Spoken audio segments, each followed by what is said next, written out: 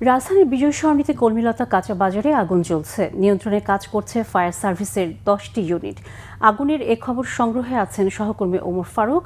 সরাসরি যাচ্ছে সেখানে। ওমর ফারুক, কখন কিভাবে আগুনের সূত্রপাত, এখন কি পরিস্থিতি সেখানে জানাবেন আমাদের।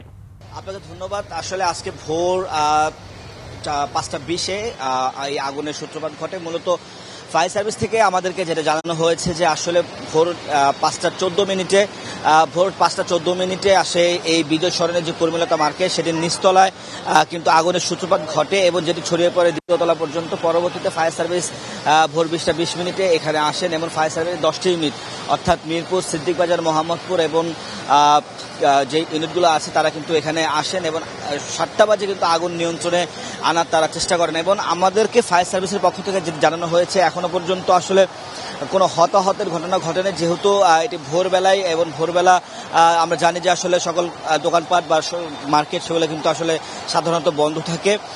তবে আমরা জেনেছি যে আসলে ফায়ার সার্ভিসের 10টি ইউনিটের প্রচেষ্টায় কিন্তু আগুন নিয়ন্ত্রণে নিয়ে আসা হয়েছে। সেটি বেলা 7টা বাজে কিন্তু আগুন নিয়ন্ত্রণে আনে। আপনারা দেখতে পাচ্ছেন যে আসলে এখনো পর্যন্ত যে মার্কেটটিতে আগুনের সূত্রপাত সেটিতে কিন্তু এখনো পর্যন্ত আসলে দেখতে পাচ্ছেন যে আসলে ধোঁয়া উঠছে।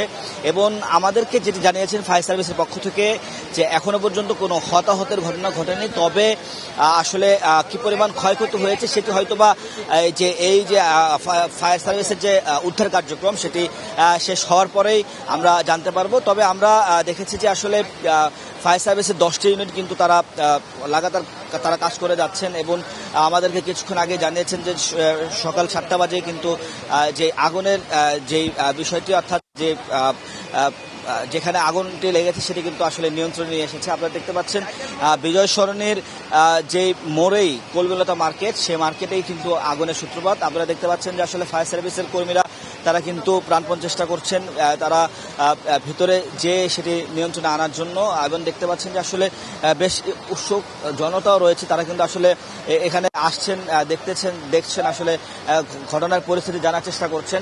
এবং আমরা দেখতে পাচ্ছি যে এই মুহূর্তে এই যে ঘটনাস্থল আগুন লাগা যে ঘটনাস্থল সেখানে কিন্তু এখানে এসে পৌঁছেছেন ঢাকা 12 আসনের যে সংসদ সদস্য, তিনি আসলে আমরা তার কাছ থেকে জানতে চাইবো যে আসলে তিনি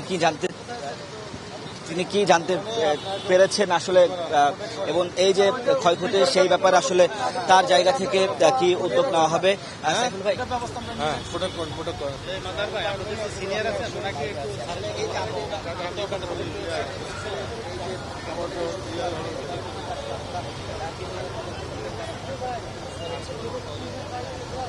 আপনাদেরকে ধন্যবাদ, আপনারা এসছেন। আসলে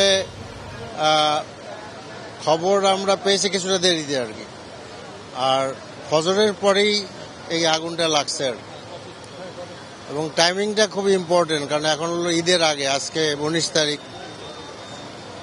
দোকানদাররা এখানে কয়েকটাই দোকান আর কি, খুব বেশি দোকান এখানে নাই। তারা ব্যাংকের লোন নিয়েছে, বিশেষ করে এখানে বড় দোকান হলো কাঞ্চন স্টোর। আমি নিজেও ওখান থেকে বাজার করি, বহু বছর বাজার করি ওদের কাছ থেকে আর কি। এরা অনেক বিশ্বস্ত। তো ওরা প্রায় 3 কোটি টাকা ঋণ নিয়ে ঈদের মালামাল উঠাইছে আর কি। অন্যান্য দোকানদারদের একই অবস্থা। উপরে টেইলারিং আছে, আপনার চিপ ফিল্ড টেইলার্স আছে যারা বিশেষ করে আর্মির কাজ করে আর কি। এখানে সনি সার্ভিস সেন্টার আছে। তো এই